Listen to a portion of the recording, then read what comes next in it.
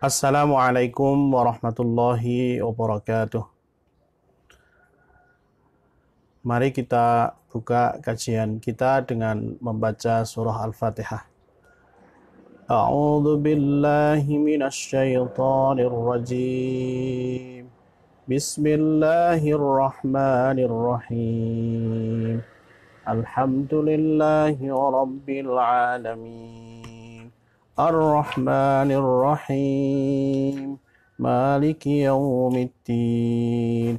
Iyyaka na'budu wa iyyaka nasta'in. Ihdinas siratal mustaqim. Siratal ladzina an'amta 'alaihim ghairil maghdubi 'alaihim waladdallin. Amin. Selanjutnya, pada pagi hari ini kita akan mengkaji surah Luqman, insyaallah mulai dari ayat 12 sampai ayat 19. A'udzu billahi minasy syaithanir rajim. Bismillahirrahmanirrahim. ولقد آتينا لقمان الحكمة أن اشكر لله ومن يشكر فإنما يشكر لنفسه ومن كفر فإن الله غني حميد وإذ قال لقمان لابنه وهو يعظه يا بني لا تشرك بالله إن الشرك لظلم عظيم ووصينا الإنسان بوالديه حملته أمه وهنا على وهن وفصاله في عامين أن اشكر لي ولوالديك إلي المصير وإن جاهداك على أن تشرك بي ما ليس لك به علم فلا تطعهما وصاحبهما في الدنيا معروفا واتبع سبيل من أناب إلي ثم إلي مرجعكم فأنبئكم بما كنتم تعملون يا بني إنها إن تك مثقال حبة من خردل فتكن في صخرة أو في السماوات أو في الأرض يأت بها الله إن الله لطيف خبير يا بني أقم الصلاة وأمر بالمعروف وانه عن المنكر واصبر على ما أصابك إن ذلك من عزم الأمور ولا تصعر خدك للناس ولا تمش في الأرض مرحا إن الله لا يحب كل مختال فخور واقصد في مشيك واغضض من صوتك إن أنكر الأصوات لصوت الحمير صدق الله العظيم. Bismillahirrahmanirrahim. Alhamdulillahi rabbil alamin. Alhamdulillahilladzi hadana lihadza wa ma kunna linahtadiya laula an hadana Allah. Asyhadu an la ilaha illallah wahdahu la syarikalah wa asyhadu anna Muhammadan abduhu wa nabiyyuhu wa rasuluh la nabiyya wa la rasula ba'dah. Allahumma salli wa sallim wa barik wa an'im ala hadzal nabiyyil karim sayyidina wa maulana Muhammadin sallallahu alaihi wasallam wa ala alihi wa ashabihi ajma'in thumma amma ba'du. Qala rabbi shrah li sadri wa yassir li amri wahlul 'uqdatam min lisani yafqahu qawli. Amin. Kita lajengaken pembahasan wonten ing surah Luqman. Surah Luqman ingkang kula wingi sampun kita bahas dumugi ayat nomor 11. Sakmenika wonten ing ayat 12 berkaitan kalian nasihat-nasihat saking Luqman Al-Hakim ingkang menjadi judul saking surat menika. Nah, saderengipun kita membahas kandungan saking ayat-ayat menika, langkung rumiyin kita perlu aturaken tentang siapa sebenarnya Luqman Al-Hakim. Okay.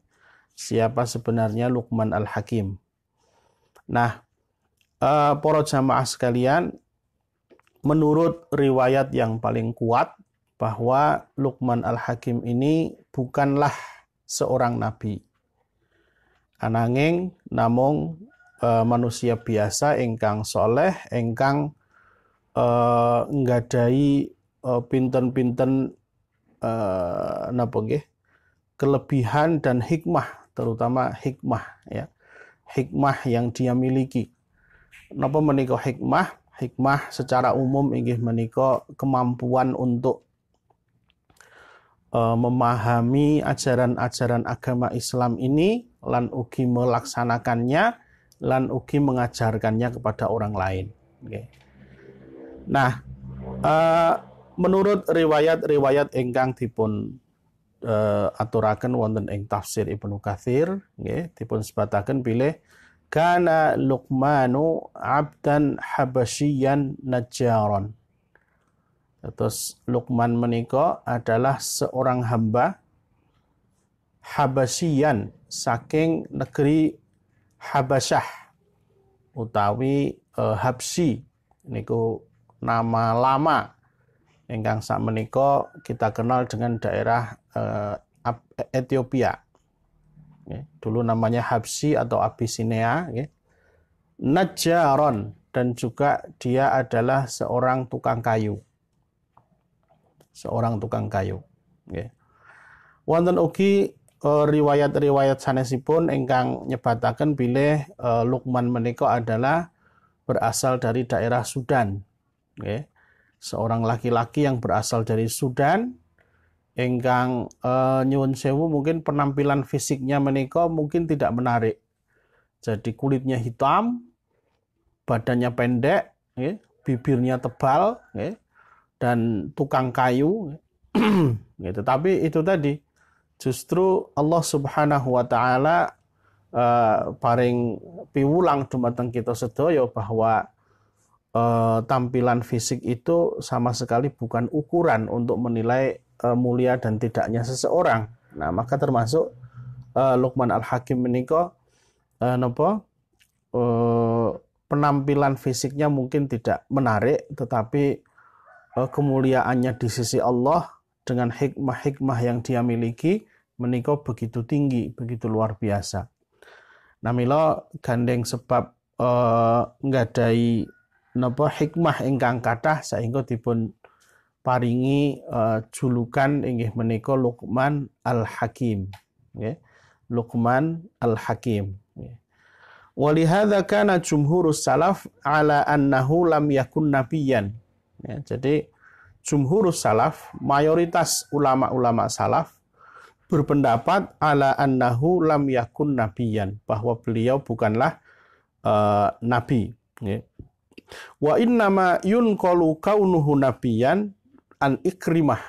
Nah, satu-satunya riwayat ingkang menyebutkan beliau ini adalah nabi itu riwayat yang bersumber dari Ikrimah. Bersumber dari Ikrimah. Nah, menika mungkin profil singkat dari Luqman Al-Hakim. Nah, nuli kita mlebet wonten ing ayatipun walaqad ataina Luqmana al-hikmata. Lan teman-teman ingsun wis paringake Luqmana marang Luqman al-hikmata. Al-hikmata inggih menika hikmah anishkur lillahi, supaya gelem bersyukur lillahi marang Gusti Allah. Nah, apa yang dimaksud hikmah yang Allah berikan kepada Luqman itu wonten ing tafsiripun dipun sebataken yaiku al-fahma wal ilma wat ta'bira. Al-fahma inggih menika pemahaman terhadap agama ini, wal ilma dan keilmuan. Nah, napa bedane al-fahmu kalian al-ilmu? Menawi al-fahmu menika levelnya lebih dalam daripada ilmu. Menawi ilmu niku baru mungkin sebatas pengetahuan, ya. Ya, ilmu juga menika sampun saya sangat, tetapi mungkin baru sebatas pengetahuan, informasi, nggih, intelektual, nggih. Nah, menawi pemahaman menika juga sudah sampai pada tahap bagaimana menggunakan ilmu itu. Karena dia memahami, nggih. Kan kadang wonten nggih nyuwun sewu ana wong ngerti tapi ora mudeng. Nggih. Ngerti tentang ilmu segala macam, tetapi ora mudeng nek dhek kuwi dimanfaatke. Nah, misalnya ngono. Nggih. Ngerti tentang segala sesuatu. Apal napa jenengane tanggal lahire, apal kejadiane, apal detil-detile, tapi pengetahuan apalane kuwi kanggo apa dia belum tahu. Lah, sehingga ini belum sampai pada taraf pemahaman. Nah, mula juga terhadap Al-Qur'an iki nggih ngoten nggih. Jangan pernah hanya puas dengan membaca dan menghafal, nggih.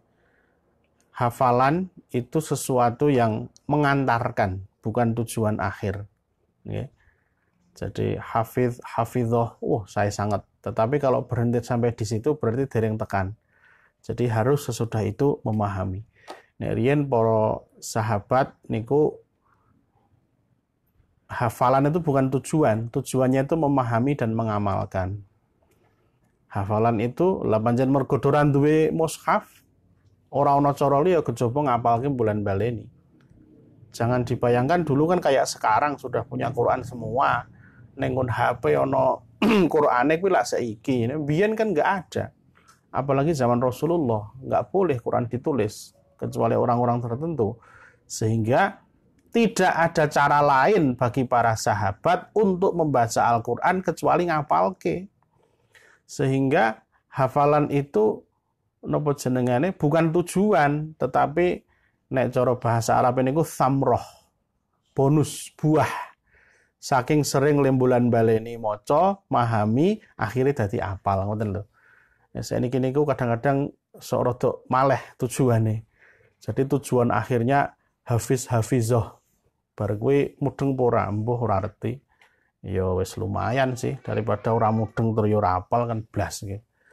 Nah, tapi sebenarnya kita perlu rancang itu dari sekarang. Hafalan itu bukan tujuan akhir. Nah, itulah yang membedakan antara al-ilmu dengan al-fahmu. Sinten kemawon ingkang kepengin sampai derajat hikmah terhadap Al-Qur'an, maka tidak boleh berhenti hanya pada menghafalkan. Jadi hafal, faham, dilakoni. Lah itu Luqman Al-Hakim. Nah, Luqman sih biyen dereng Al-Qur'an sebab menurut riwayat beliau di zaman sebelum Nabi Muhammad. Ya. Nah, maka beliau di sini dikatakan dalam tafsirnya al-hikmah yakni al-fahma wal ilma wat ta'bira, pemahaman terhadap ajaran-ajaran dari Allah, wal ilma dan pengetahuan tentangnya, wat ta'bira dan prakteknya. Takbir niku praktek, okay. Jadi prakteknya juga beliau melaksanakan gitu. Nah, apa nasihat yang Allah berikan kepada beliau? Anishkur lillah, supaya podo bersyukur lillahi marang Gusti Allah.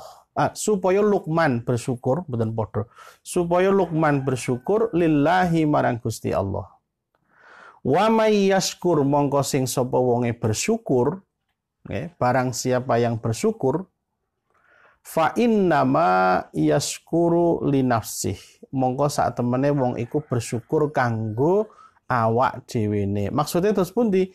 Innama ya'udu naf'u dzalika wa thawabuhu.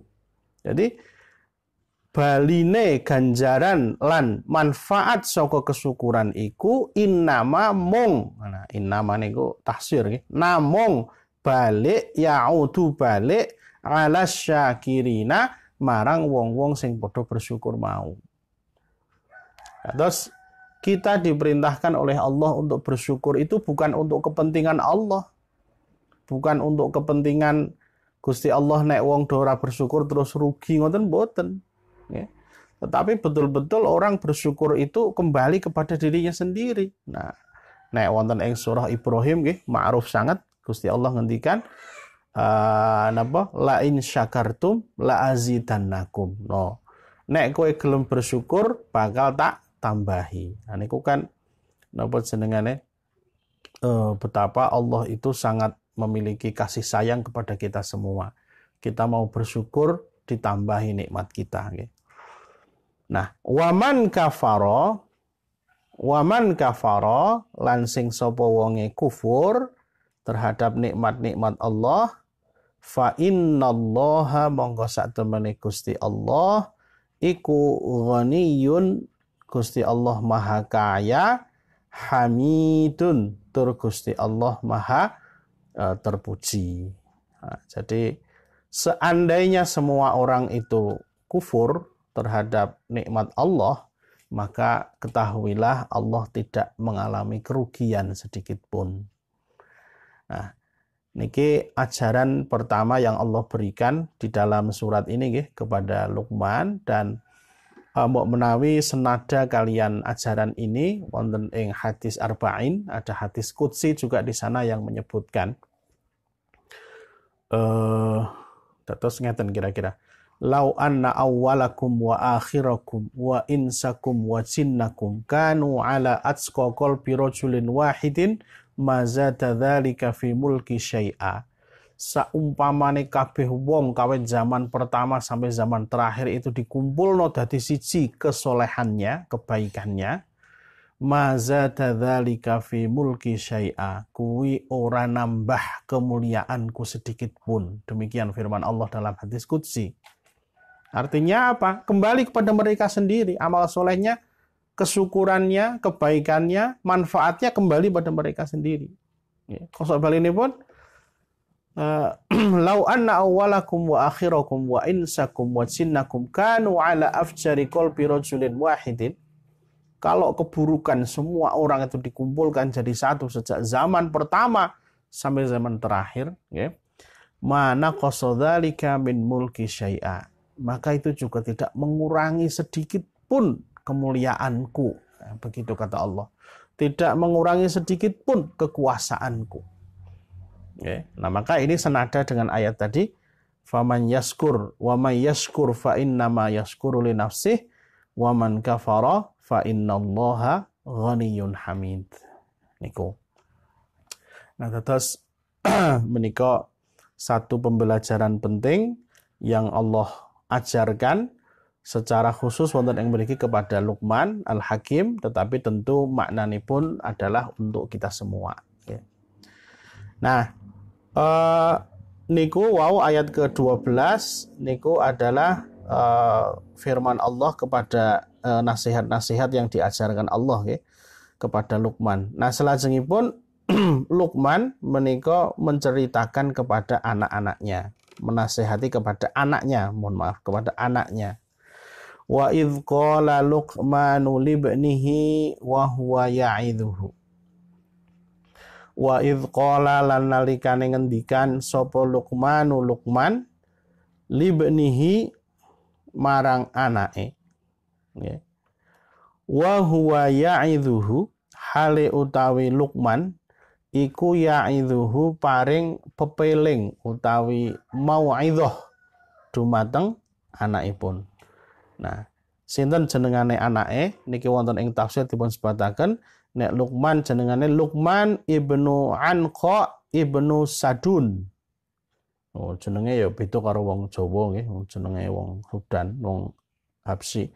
Luqman bin Anqa bin Sadun. Wa ismu ibnihi lan jenenge anake Tharon. Jenenge anake niku Saron, Tharon pakai sa ya. Tharon. Apa nasihat yang pertama kali Luqman sampaikan kepada anaknya? Ya bunayya, wahai anak cilikku. Nah, bunayya niku napa jenengane menawi para ahli bahasa menyebutkan ini namanya lafal ditasghir. Ditasghir niku maknane menjadi kecil, dikecilkan. Jadi bani niku anak, nah bunai niku anak cilik. Okay. Jundun niku prajurit, Junaid niku berarti prajurit cilik. Dadi nang Jawa dadi Junaidi. Okay. Hamdun utawi Hamid ditasghir dadi Humaid. Nah, dan sebagainya. Okay. Abdun, Ubaid. Nah, ya bunayya, wahai anak cilikku. La tusyrik billah, ojo pisan-pisan sliramu syirik billahi marang Gusti Allah. Inna syirka, saat temene kesyirikan iku la zulmun, teman-teman merupakan satu kezaliman azimun kang gede banget. Nah, banyak hal yang bisa kita ambil dari ayat ini. Pertama, dari sisi konten ayatnya riyen nggih, bahwa pelajaran pertama yang orang tua berikan kepada anaknya yang harus diajarkan pertama kali inggih menika babagan akidah. Dan di sini Luqman menasihati anaknya, jangan kamu syirik. Okay? Jangan kamu syirik. Jadi ini kan nanti biasanya pun ajaran-ajaran dari Luqman Al-Hakim menika menjadi satu menjadi satu model bagi sebuah konsep pendidikan terhadap anak-anak. Dan menawi kita jadikan urut-urutannya ini sebagai satu panduan, satu guidance, maka yang pertama kali paling penting diperhatikan oleh orang tua kepada anak-anaknya itu adalah masalah akidah. Nah, mila ini menjadi satu cerminan bagi kita sedaya sebagai orang tua. Ya. Apa yang paling kita utamakan untuk anak-anak kita? Apa yang paling kita harapkan untuk dimiliki anak-anak kita? Apa yang paling kita khawatirkan terhadap anak-anak kita? Coba pertanyaan-pertanyaan itu kita tulis saja di sebuah kertas, lalu kita jawab sendiri dengan sejujur-jujurnya. Tidak usah juga orang lain yang tahu. Kita sendiri saja sebagai orang tua.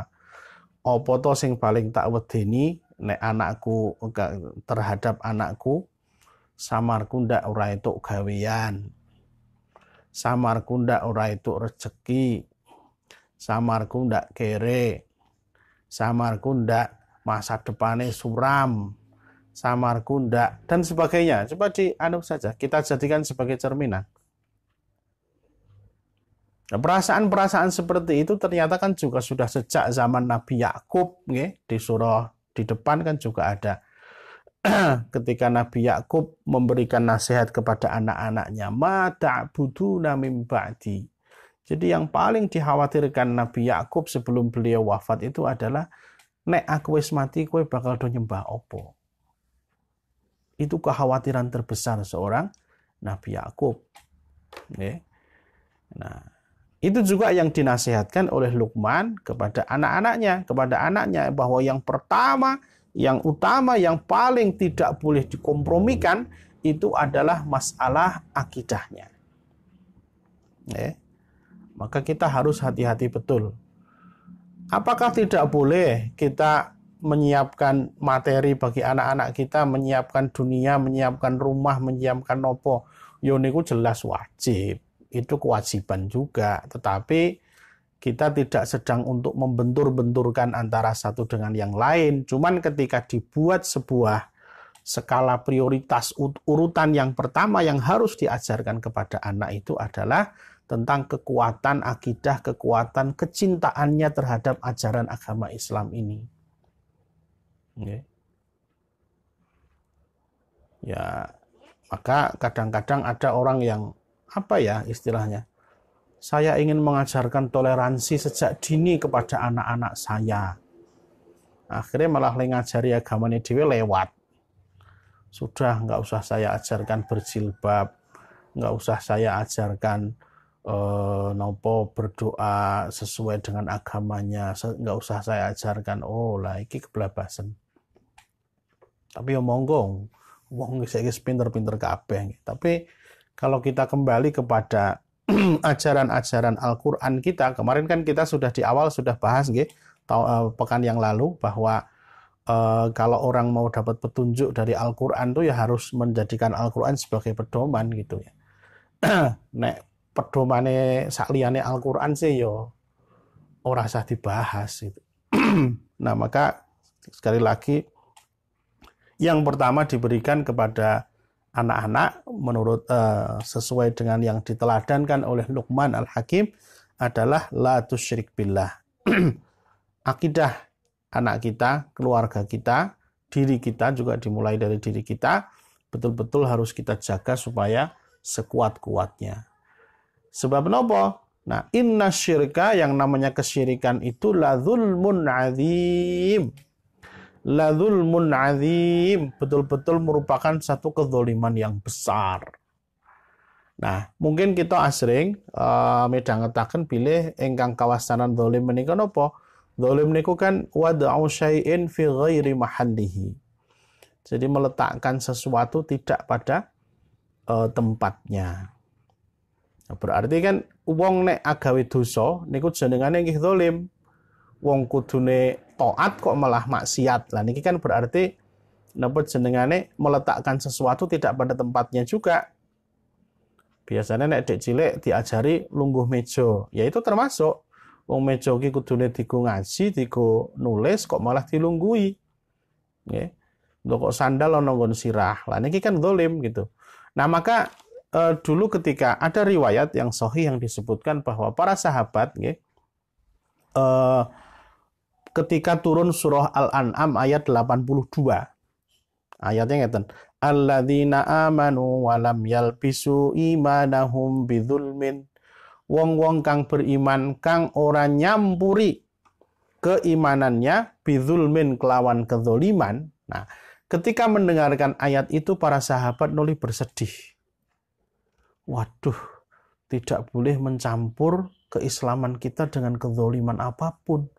Berarti ora iso dosa, ora oleh dosa, tidak ada toleransi terhadap kesalahan. Oh, para sahabat niku nek ngangen-angen ayat niku ngantos ngoten niku. Niku sing jenengane wong maca Quran diamalke ngoten niku nggih. Nek wong Khawarij yae saiki ya ana yae. Niku rak maca Quran gur tekan tenggorokane. Kelakuane mbah. Nah, para sahabat itu mendengar ayat itu Masya Allah. Ya Allah, bagaimana mungkin saya tidak akan mencampuri keimanan dengan sebuah kezaliman? Niku mereka bersedih. Betul. Ya. Syaqqa dzalika ala ashabi Rasulillah sallallahu alaihi wasallam. Itu membuat mereka bersedih, merasa berat. Wa qalu lan padha ngucap, ayyuna lam yalbis imanahu bidzulmin. Wahai Rasulullah, la sinten to sing saged menghindari napa jenengane sinten to sing saged imanannya bidzulmin dengan dari dosa. Siapa yang bisa wahai Rasulullah? Nah, faqala Rasulullah sallallahu alaihi wasallam mongko Kanjeng Nabi jawab, innahu laisa bidzaka. Oh, dudu kuwi maksude. Maksude dudu kok saben-saben dosa kuwi udu. Ala tasma ila qauli Luqman. Nah, ngoten Kanjeng Nabi le dawuh. Apa kowe do ora ngrungokake ila qauli Luqman, marang ucapane Luqman ana nggon surat Luqman kae, ya bunayya la tusyrik billah inna syirka la zulmun azim. Nah, merujuk dengan ayat niki wau. Jadi sing dimaksud kezaliman sing mencampuri keimanan, merusak iman tadi itu adalah kesyirikan. Jadi kowe do beriman ojo campur kelawan syirik. Nah, nek niku para sahabat, oh nek iki insyaallah ngoten nggih. Tapi nek ora campur kelawan dosa, lah niki memang mereka merasa berat sebab napa jenengane ya dosa khilaf kesalahan itu kan sesuatu yang mungkin manusia tidak bisa menghindari. Tapi kalau kesyirikan, nah mereka bertekad insya Allah bisa. Oh, berarti maksudnya bidzulmin wonten ing surah Al-An'am niku maksudnya adalah bisyirkin, dengan kesyirikan. Nggih. Menika diceritakan wonten ing Sahih Muslim. Nah, lan ugi salajengipun para jamaah sekalian, kita bisa simak di sini juga bahwa Luqman Al-Hakim di dalam memberikan mauidhah kepada anaknya menika juga menggunakan la an-nahiyah. Jangan. Pisan kasing banter. Jangan. Ini nasihat yang dicontohkan Al-Qur'an kepada anak kecil, ternyata tidak apa-apa menggunakan kata jangan. Gen, pisan kas, jangan, itu nggak apa-apa. Kadang-kadang ada pemahaman yang datang dari orang-orang barat yang tidak punya agama, yang melarang menggunakan kata-kata jangan kepada anak-anaknya. Dengan tulisan yang kelihatan ilmiah, dan sayangnya orang-orang Islam banyak membaca tulisan orang barat dan jarang membaca Al-Quran. Akhirnya do percaya. Akhirnya anaknya nopo-nopo dinengke bae. Sebab jangan memakai kata jangan. Sebab itu merusak otak. Sebab itu merusak nopo. Sebab itu nopo marake ora cerdas. Nah, begini. Kita perlu memahami secara proporsional. Yang namanya kebaikan dari mana saja selama benar ya kita ambil. Tetapi kalau tidak proporsional ya kita proporsionalkan. Jadi Bapak Ibu, para jamaah sekalian, larangan mengucapkan jangan itu saya juga setuju, tapi dalam beberapa hal. Engkang berkaitan kalian pengembangan kecerdasan itu memang anak tidak boleh banyak-banyak dilarang. Umpamane anak kritis, banyak bertanya. Ya memang anak-anak itu sedang butuh banyak memori untuk memasukkan ke dalam otaknya. Ya, mula wajan panas ya ditekokke, listrik nyetrum ya diemek, ana kursi ya diunggahi gitu, ana wong tuwa lagi sila dipencoloti, ana jadah dimek-mek, ana udut, delalah pakne tukang udut. Ana udut ya di napa di mek-mek ngoten nggih. Memang anak-anak itu ada apa namanya? Dia sedang mencari informasi sebanyak-banyaknya sehingga dia kemudian banyak bertanya, banyak bergerak dan sebagainya. Nah, kalau itu memang kita tidak dianjurkan untuk banyak melarang. Ono bocah kok ngeret-ngeret kursi arep munggah. Niku nek wong zaman biyen kan ora ono. Wong nek tiba malah kapiran, mbokmu ki ora ndek duit. Akan ngoten nek biyen nggih. Zaman sekarang kan napa jenengane? Ayo mau ngapain? Oh ya tak bantu, kan begitu harusnya. Nah, jadi hal-hal yang seperti itu nggih. Dolanan sing reget, ya nek urung adus iki ra apa-apa ngen reget-reget sik. Teles ya jenenge bocah kok nggih. Tapi nek wis adus kesel ngedusi ya engko digolekke dolanan liyane. Nah, tetapi dalam hal-hal yang bersifat prinsip di dalam agama, aturan-aturan bahwa ini haram, ini halal, bahwa ini boleh, ini tidak boleh, itu harus ditanamkan sejak awal. Iki adalah ajaran sholat. Oh, ini daging babi, nggak boleh dimakan. Tentu dengan cara yang hikmah, dengan cara yang proporsional. Oh, perbuatan seperti ini tidak boleh. Oh, ndelok koncone ora nganggo kathok kuwi ora oleh, nggih. Oh, napa jenengane ndelok aurate kancane lagi adus diinjen kuwi ora oleh sebab gini.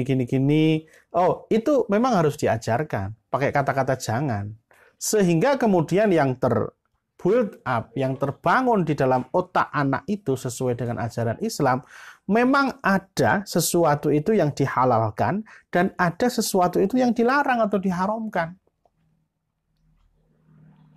Nek awake dhewe nuruti kabeh dilarang menggunakan kata jangan tadi, nanti akhirnya ketika anak itu menghindari sesuatu yang haram, itu bukan karena dia punya keyakinan bahwa itu haram, tetapi karena sejak kecil saya diajarkan jangan menyalahkan orang lain.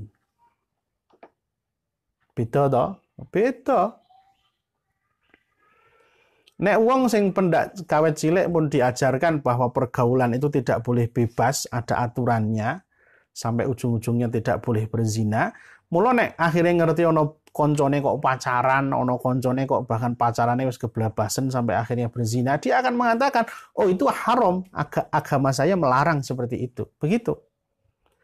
Tapi nek gur diajari tidak menggunakan kata jangan tadi, oh aku ora gelem ngono kuwi, tapi nek DE terserah. Ngono akhirnya. Sing penting aku ora. Akhirnya kemudian semangat untuk nahi mungkarnya itu hilang.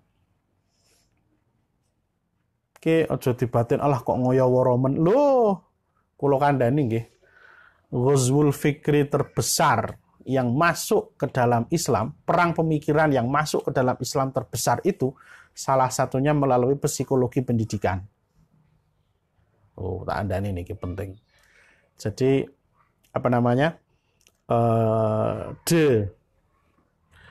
pengurangan atau perusakan terhadap ajaran-ajaran kita itu paling banyak masuk melalui psikologi pendidikan.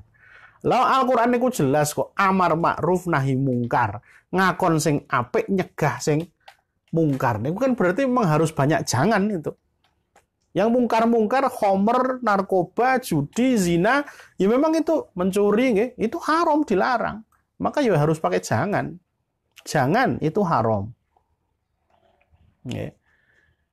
Syirik, jangan syirik. Nah, makanya ngandap yang ngono kabeh. La tusoir khoddaka linnas, la tamsi fil ardi maroha, la taqrabu zina, la tubtilus shadaqah, jangan. Qur'ane awake dhewe niku. Ngoten nggih. Jadi sekali lagi untuk hal-hal yang memang prinsip di dalam agama itu berarti memang kita perlu secara proporsional tentu saja dengan cara-cara yang hikmah untuk disampaikan kepada anak tentang ini dilarang, ini dibolehkan, ini diwajibkan. Nah, mula para ulama fikih, usul fikih mbiyen sampun pinter-pinter banget bahwa kemudian menyimpulkan yang namanya hukum taklifi itu ada 5. Ada wajib, ada haram, ada sunnah, ada makruh, ada mubah. Okay. Nah, itu ya. Jadi maka Luqman juga sejak awal ini masalah syirik itu dia mengatakan la tusyrik billah. Ojo pisan-pisan seliramu syirik marang Gusti Allah, innasyirka ladzulmun adzim. Iki mula para praktisi pendidikan juga para orang tua nggih, kita semua yang masih punya anak-anak kecil juga barangkali punya cucu-cucu nggih. Innal halala bayyinun wa innal harama bayyinun. Jadi yang halal itu jelas, yang haram itu jelas. Ajarkanlah secara proporsional kepada anak-anak kita sesuai dengan porsinya gitu. Oke. Berikutnya. Bismillah.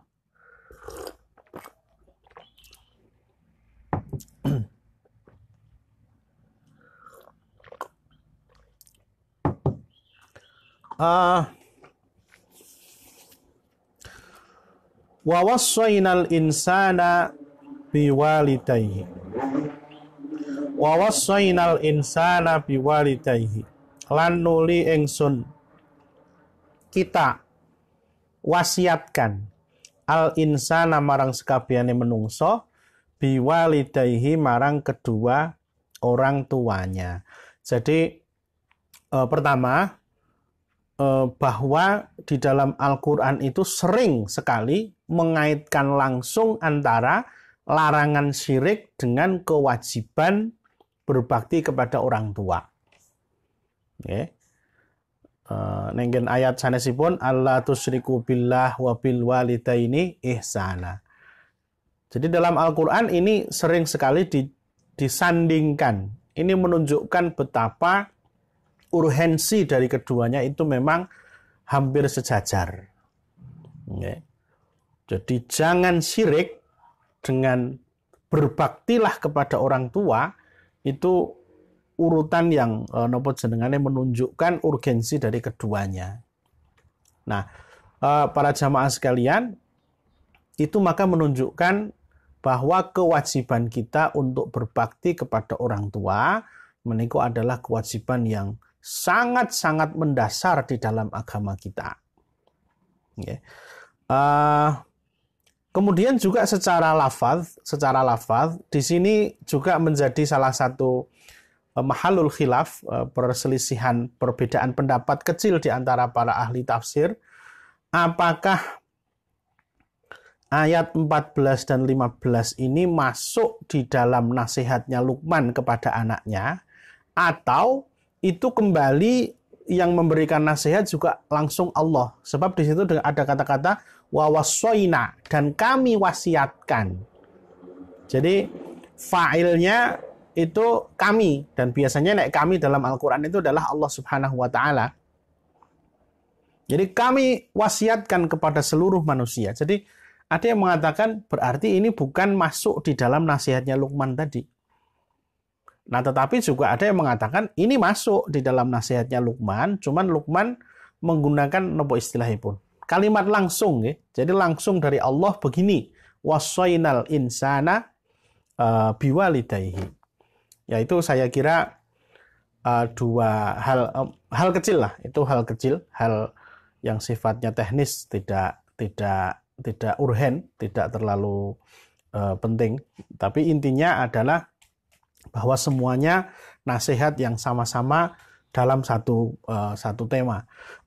Jadi saat sampunipun nasihat tentang jangan syirik, kemudian adalah nasihat supaya berbuat baik biwalidayhi marang kedua orang tuanya.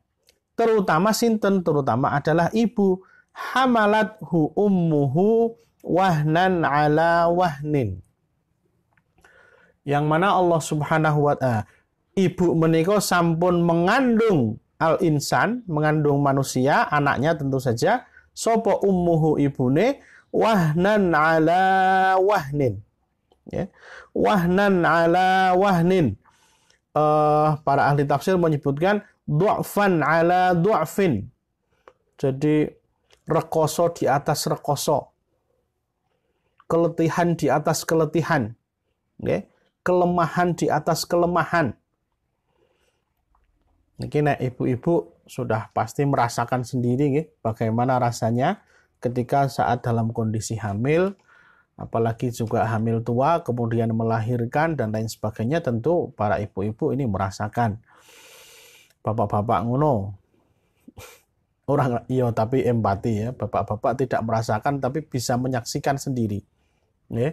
Istri-istrinya ketika bagaimana hamil, bagaimana melahirkan, luar biasa perjuangannya, ngoten nggih. Namilo itulah maka sebabnya manusia siapapun dia itu oleh Allah diwajibkan untuk berbakti kepada kedua orang tuanya, wabil khusus ini lebih-lebih kepada ibunya.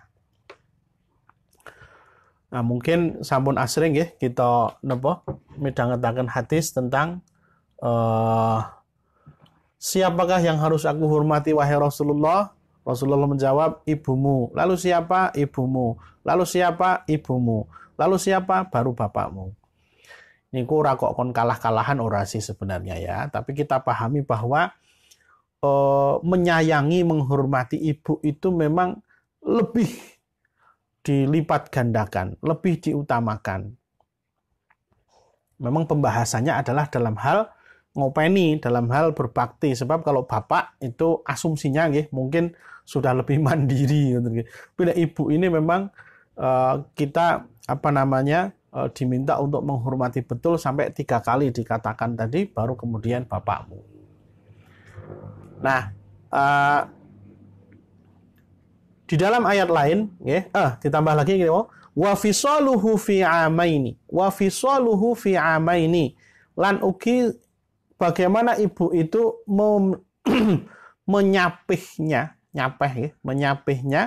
menyapih anaknya fi amaini sak sampunipun 2 tahun. Nah, berarti asumsinya secara normal ibu itu mulai dari hamil sampai melahirkan sampai nyapih niku 2 tahun tambah 9 bulan. Ya. 2 tahun tambah 9 bulan. Jadi nek normal kurang lebih itu adalah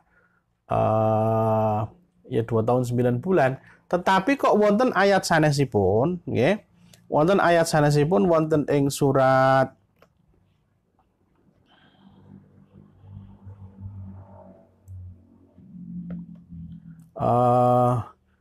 surat apa niku? Sing ayatnya ngeten, wa hamluhu wa fisaluhu 30 syahra. Surat Al-Ahqaf ayat 15, Gusti Allah dawuh ngeten, wa hamluhu wa fisaluhu 30 syahra. Hamil lan nyapeh 30 sasi. Berarti asumsine nek le nyapeh niku 2 tahun, berarti kan 24 sasi. Berarti kok 30? Nah, berarti usia kehamilan minimal itu 6 bulan. Nah, dari sinilah napa jenengane sebagian sahabat menganggap bahwa usia minimal kehamilan itu adalah 6 bulan. Sebab pada ayat tadi surat Al-Ahqaf ayat 15 nggih, wa hamluhu wa fisaluhu 30 syahra. Iki 30 sasi. Lelek nek le nyapeh nyusoni niku 2 tahun. Sebab ada ayat lagi sebelumnya di surat Al-Baqarah 233, wal walidatu yurdi'na auladahunna haulaini kamilaini. Seorang ibu itu menyusui anaknya 2 tahun penuh. Jadi nek 2 tahunnya ini nggak bisa di maju mundur ngoten nggih. Maka berarti ketika disebut 30 bulan berarti sing rada iso maju mundur hamilnya. Nah, maka disinilah wa minha huna istambata Ibnu Abbas wa ghairuhu. Dari sinilah Ibnu Abbas, sahabat Ibnu Abbas menyimpulkan minal a'immah wa ghairuhu minal a'immah dan imam-imam yang lain anna aqalla muddatil hamli sittatu ashhurin, bahwa masa minimal untuk mengandung hamil itu adalah 6 bulan.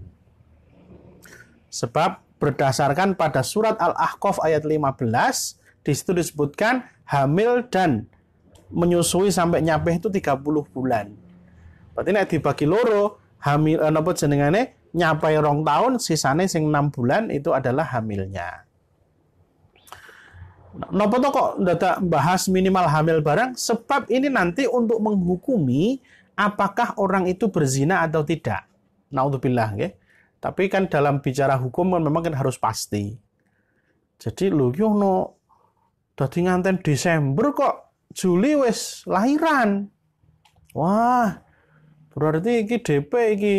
Nah, ternyata kalau kita napa jenengane kembali ke pendapatnya Ibnu Abbas, mungkin saja seorang itu melahirkan napa jenengane sesudah ketika usia baru kehamilan minimal 6 bulan.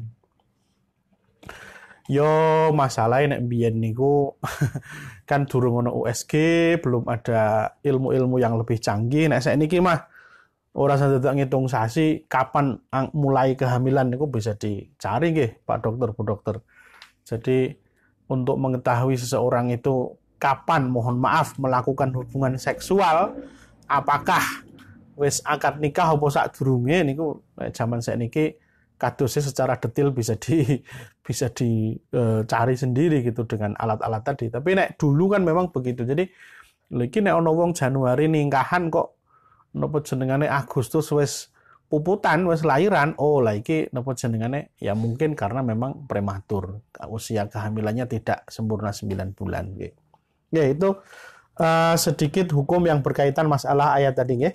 Jadi wa hamluhu wa fisaluhu fi amaini, dan supaya podo menyapihnya fi amaini di dalam 2 tahun.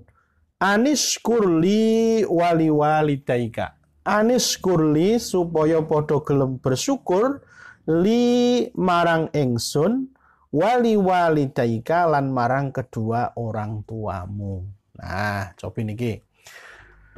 Setelah Allah mengajarkan tidak boleh syirik dan harus berbakti kepada orang tua, maka di ujung ayatnya juga Gusti Allah menegaskan lagi supaya bersyukur, berterima kasih itu juga kepada dua pihak itu. Yang pertama bersyukur kepada Allah, yang kedua bersyukur kepada kedua orang tua. Nah, ini bukan kita sedang menyamakan kedudukan Allah dengan kedua orang tua, tidak. Jadi irisannya bukan di menyamakan Allah dan kedua orang tuanya, tetapi irisannya adalah kepada keduanya kita wajib bersyukur, berterima kasih. Nah, tentu tata cara bersyukur kepada Allah Al-Khaliq dan bersyukur kepada kedua orang tua ini berbeda.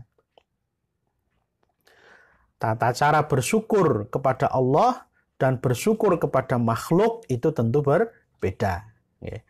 Nah, kemudian yang berikutnya betapa sekali lagi bahwa kedudukan kedua orang tua itu betul-betul merupakan kedudukan yang sangat-sangat mulia.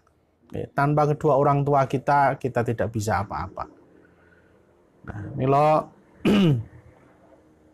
bentuk bakti kita kepada kedua orang tua sinten kemawon ingkang mbok menawi masih diberikan anugerah kedua orang tuanya masih hidup, masih ada, sehat maupun sakit, sadarilah itulah pintu surga yang terbesar yang ada di hadapan kita.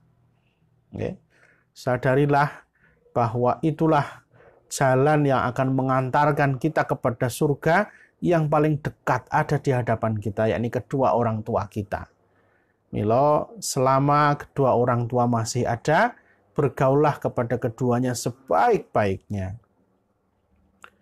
Nah, kados pundi ingkang kedua orang tuanya sudah tidak ada, nah, kados kula contohnya kedua orang tua sudah tidak ada, ya tentu kita masih juga berkesempatan berbakti kepada mereka, tapi tentu memang tidak seleluasa yang masih hidup.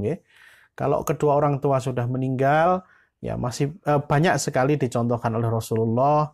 Kita bisa bersedekah atas nama orang tua, kita bisa wakaf atas nama orang tua, sing dereng wakaf teng pesantren, monggo kami masih menerima. Berkorban atas nama orang tua juga boleh, umroh atas nama orang tua, syaratnya wis umroh dhisik, haji atas nama orang tua, titip badal haji juga boleh, dan yang pasti adalah mendoakan. Ziarah, insya Allah, saya sendiri juga mengupayakan selalu rutin 1 pekan sekali untuk ziarah ke kubur orang tua, mendoakan, membacakan Al-Quran, supados ya itu menjadi tambahan pahala bagi mereka. Dan ternyata mereka itu, rian pas surat Ar-Rum sudah kita bahas, ternyata orang yang sudah meninggal itu ketika dikunjungi, ruhnya dikembalikan, ada riwayat yang mengatakan begitu, dan mereka senang sekali. Dan ketika kita biasa berkunjung, kemudian malah orang mengunjungi, malah suwe orang mengunjungi, lah teko ning ngimpi. Itu real, memang itu bisa terjadi. Karena arwah orang yang sudah meninggal itu memang bisa untuk bertemu dalam keadaan tidur. Nanti baca di kitab Ar-Ruh-nya Ibnu Qayyim Al-Jauziyah. Ada di sana disebutkan. Nah, maka yang sudah orang tua sudah meninggal, yaitu caranya untuk berbakti masih banyak juga caranya, itu. Jadi orang tua itu keramat kita, orang tua itu kaki surga kita, orang tua itu pintu yang akan mendekatkan kita ke surga. Berbaktilah, digawe bunga, digawe seneng, jangan sampai menyakiti, jangan sampai ada kata-kata yang menyakiti, jangan sampai ada perasaan yang tidak enak. Wah, wong tua kula niku pun pikun wah marake emosi. Nah, jangan, Biyen wong tua ngopeni awake dhewe dik cilik niku ya awake dhewe ora ngerti apa-apa, mereka juga sabar sekali. Maka memang betul-betul nih harus kita jaga, Nah, ilayyal masir, marang ingsun Gusti Allah apa al masiru tempat kembali. Niki nyun sewu mungkin memang tidak waktunya tidak cukup sampai ayat 19 ya, secukupnya mungkin sampai ayat 15 dulu enggak apa-apa. Nah, berikutnya bagaimana kalau dos pundi nalikanipun antara Allah Subhanahu wa taala dengan orang tua itu ada pertentangan. Gusti Allah ngakon merintah kita supados beragama Islam, supados napa jenengane aja ngantek syirik, supados bertauhid, tetapi ana wong tua sing ngakon anake kon syirik, kon kafir. Nah, niki dijelaskan di ayat berikutnya. Wa in jahadaka lan nalikane meksa marang sliramu ala an tusyrika supaya sliramu syirik bi marang ingsun Gusti Allah nggih ma laisa laka bihi ilmun sing sliramu ora duweni ilmu terhadap itu. Jadi memang ini menarik ya, kalau di dalam Al-Quran itu setiap kali ada ungkapan tentang kesyirikan, ungkapan tentang orang-orang jahiliyah yang menyembah berhala, itu sering ada diikuti dengan kalimat ma laisa laka bihi ilmun atau laisa alaikum min sultanin. Napa jenengane? Kamu tidak punya ilmunya sama sekali tentang itu, kamu tidak punya kekuasaan sama sekali tentang itu.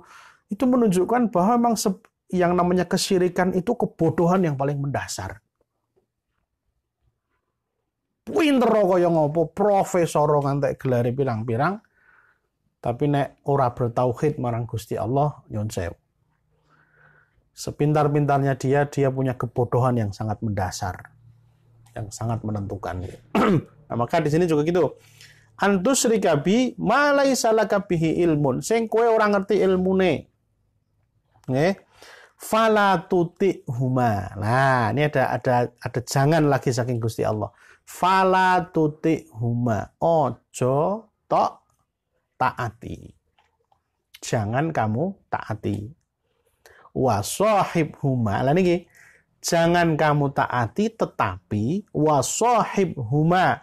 Tetapi tetap bergaullah. Sahib ini kan teman napa? Nggih, temanilah. Bergaullah dengan dia, temanilah dia keduanya fid dunya ana ing donya iki ma'rufan, dengan ma'ruf sebaik-baiknya. Terus para jamaah sekalian, nggih, napa jenengane? Ini jelas perintahnya. Ketika orang tua mengajak kita pada kesyirikan atau juga mungkin tidak sampai level kesyirikan tapi keburukan lah. Terus pun Pak maling yo. Wah, apa ngoten. Ngerampok yo. Nah, itu kan ajakan-ajakan buruk ya. Jadi bukan hanya kesyirikan tapi semua ajakan, semua perintah dari orang tua yang itu bertentangan dengan ajaran dan perintah saking Allah Subhanahu wa taala. Nah, maka dalam kondisi ini fala tutihuma, jangan kamu taati, tetapi wasahib huma fid dunya ma'rufa, tapi tetap bergaulnya dengan baik. Dadi cara nolak nggih dengan cara yang baik. Dan ini sudah dicontohkan. Ayat ini menurut riwayat, banyak riwayat itu berkaitan dengan kejadian yang menimpa sahabat yakni Sa'ad bin Abi Waqqas. Menurut riwayat yang lain mengatakan bukan Sa'ad bin Abi Waqqas tapi Sa'ad bin Malik, okay. Tapi sebagian besar yang saya baca mengatakan Sa'ad bin Abi Waqqas, di mana ketika dia masuk Islam itu ibunya tidak rela. Ibunya kan tidak masuk Islam. Lah terus bentuk ketidakrelaannya niku napa? Ibune niku mogok makan. Pokoke nek kowe ora gelem balik nyang agamamu sing biyen, aku ora bakal mangan. Nggih, aku ora bakal mangan. 1 hari begitu, 2 hari begitu, sampai 3 hari mogok makan, ngancam meneh, pokoknya nek ngantek kowe ngantek kowe ora gelem balik yang agamamu sing biyen, nggih, aku ora bakal mangan karo ngombe. Lah si Sa'ad, coba ini bayangkan posisi kita seperti Sa'ad ini, menghadapi ancaman orang tua seperti itu. Nggih. Nah, dia harus berpikir untuk bertindak yang paling tepat. Maka dia menolak itu tapi tetap dengan kata-kata yang baik. Apa kata Sa'ad? Wahai ibu,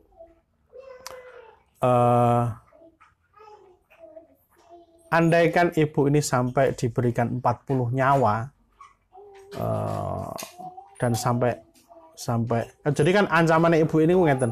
Ancamannya ibu ini ku ngeten. Dadi engko ngen aku mati, ngen wong-wong do ngarani kowe mateni mbokne.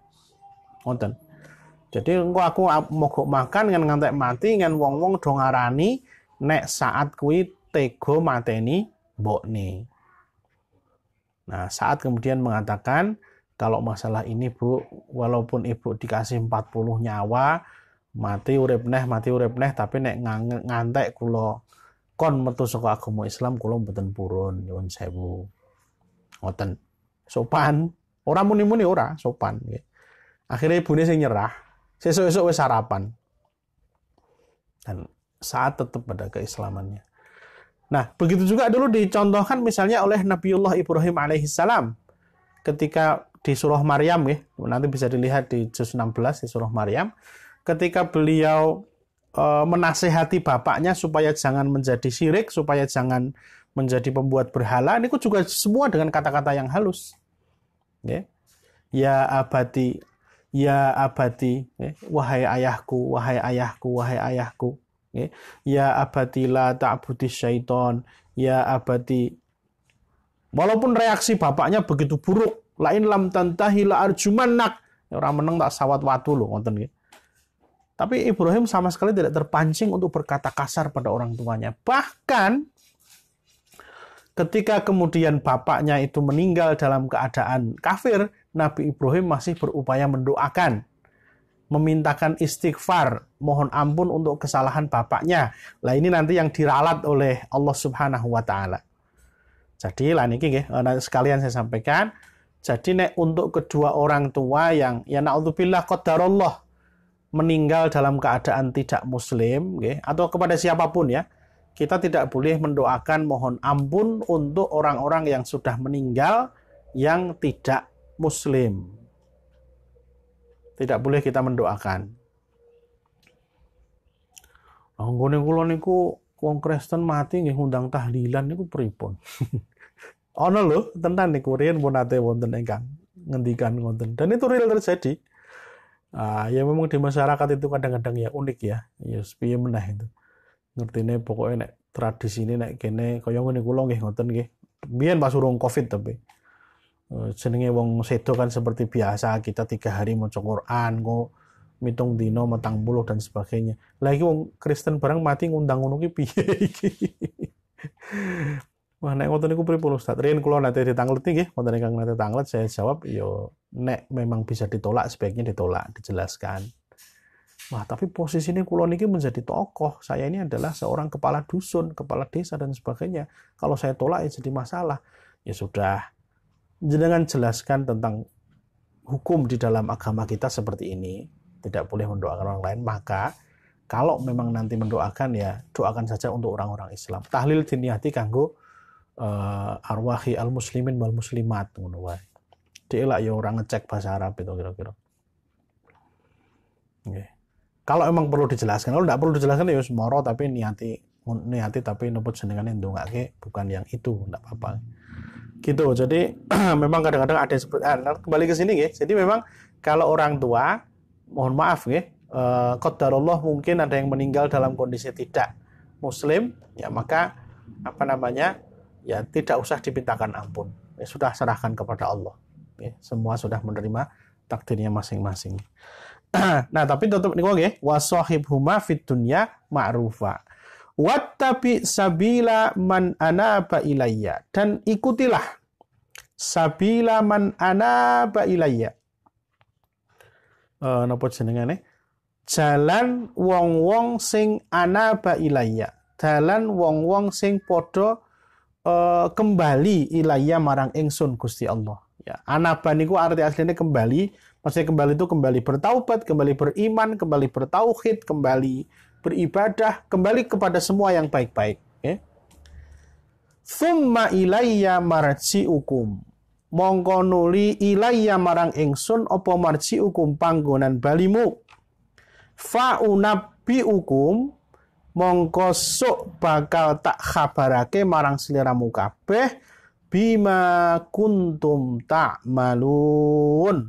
Apa-apa sing biyen wis tok lakoni. Ya, jadi sekali lagi nasihat kedua yang dipaparkan di sini sesudah napa jenengane? Pertama, dilarang syirik kepada Allah. Yang kedua, berbaktilah kepada orang tua, terutama ibu.